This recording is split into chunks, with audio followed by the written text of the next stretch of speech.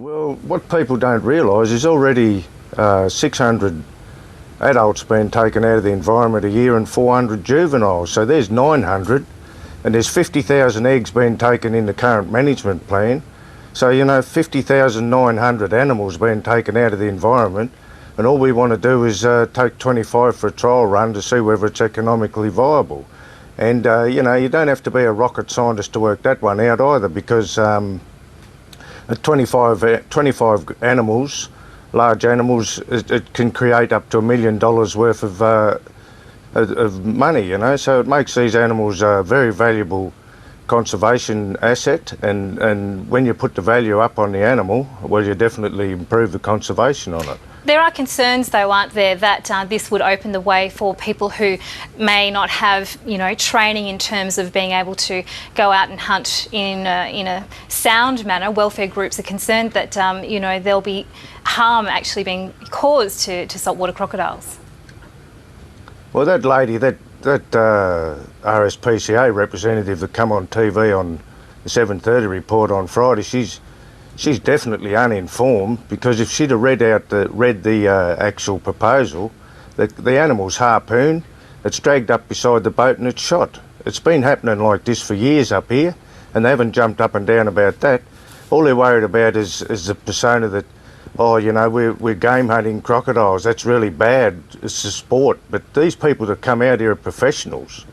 And the thing is, that's not the issue. The whole issue is that we've got to start involving the Indigenous people in this program and in this process, so we can get an equal balance in the crocodile industry, where they're actually making some money out of it.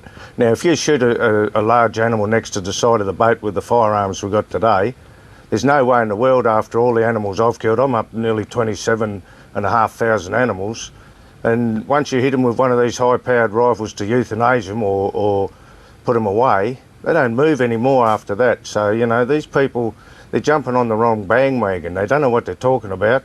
They should get hold of the current management plan and have a read of the proposal, and then they could probably have some informed comments. Well, Mick, in terms of the proposal that's been put forward, what would that mean for those Indigenous communities that are interested in starting up safari hunting of crocodiles? Well, currently at the moment, they're lucky if they can get $2,000 for an animal the size that I've got sitting on my lap. Now, that's a 4.5 metre animal. Now, I can turn that into, I'm going to be training them up to be able to turn that into a product like a taxidermy mount, and with a value of in excess of 22,000 plus. And I've already done that this year, so, the thing is that they've got to look at is the economics, the training. The people, the Indigenous owners won't have to leave their country where they're at. They'll have employment there, and it'll be a substantial income for them to be able to benefit them, to be able to stay where they are, and that's what a lot of them want to do. Plus, when you look at it in the whole long run of things, they've been sort of oppressed. For starters, they're not allowed to make any money off the crocodile, which is in the legislation, which has got to be changed. They're allowed to go out and hunt them, but they're not allowed to make a profit. Have you heard anything so ridiculous in all your life? That's got to be changed straight off the bat. And in terms of the situation up there, obviously the crocodile population in the Northern Territory has boomed since those difficult times in the 70s when they neared extinction. Clearly there are also the concerns about safety for, the population there as well.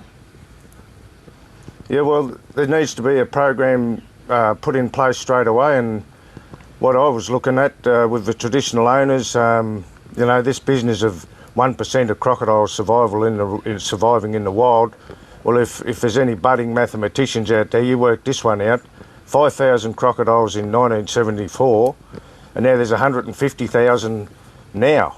So, you don't have to be a budding mathematician or a rocket scientist to work that one out either, that there's more than 1% survive in the wild. And, we've actually put a proposal forward to a few people. We're going to put it to Mr. Burke that we actually go for between 30 and 40,000 mature animals and collect eggs full on, every egg we can get hold of in the environment for the next couple of years, because, there's no research to show what it's doing with the numbers available to the public.